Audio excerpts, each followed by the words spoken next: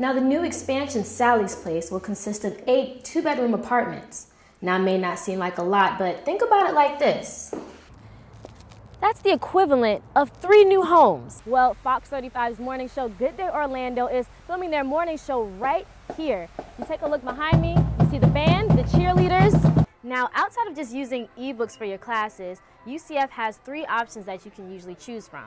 You could either buy a new book, buy a used book, or rent a new book. Right now, I'm in front of Fairwinds Bank where more than 1,000 students have accounts. CPS 5 Symone Davis has found an organization that is offering the women veterans a helping hand.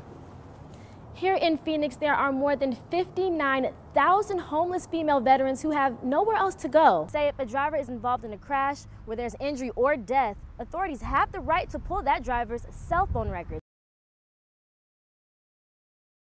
UCF seniors Elizabeth Niederman and Keith MacArthur are going for a drive today. Well, virtually that is. They are testing the iPhone, Siri, and other hand-free devices to see how they affect one's driving ability. The driving simulator is an ongoing 10-year study through the Minds and Technology Machines in Thought Research Lab that's in the Psychology Building, a study the researchers are excited to be a part of. I've gotten to do my own vision studies. As an undergraduate, I expected working in a research lab that it would be a lot of literature research rather than hands-on experience. This simulator is one of 4 in the psychology department. It has a 3-screen monitor, an eye scanner, and it connects to a computer that keeps track of the driver's motion 60 times per second. This machine not only tests a driver's reaction to hand-free devices, but it shows how a driver reacts to holding a device behind the wheel.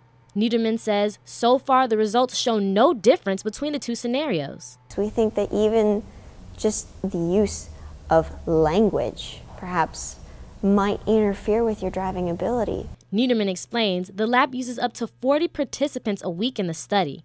There's more research to be done, yet she's looking forward to how the countless hours will pay off in the long run. If we can prevent that and actually get people aware that what they're doing is detrimental, not only to themselves but to others around them, that would really make me happy.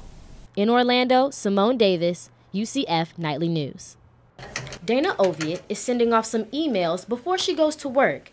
The former soldier served in the U.S. Army for 6 years and never thought she would end up as one of the thousands of homeless vets in Arizona. I used to tell people, I'm like, why don't they just get a job? But you know, when you're homeless and you don't have a place to shower, you don't have a place to lay your head at night and rest, it's not that easy to keep a job. Shortly after leaving the Army, Oviatt lost her mother, father, and husband to cancer.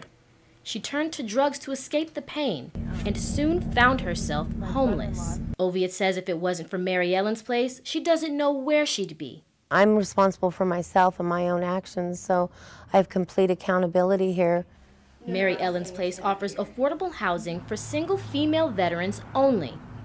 Rent is only $350 a month, and there are resources like help finding work and counseling centers. Get them into a safe, affordable place to live. Marianne Derryberry is chairwoman for Veterans First, the nonprofit who owns Mary Ellen's Place, and she says they're getting a new addition. Sally's Place will be the first for women veterans with children. Now, the new expansion, Sally's Place, will consist of 8 two-bedroom apartments.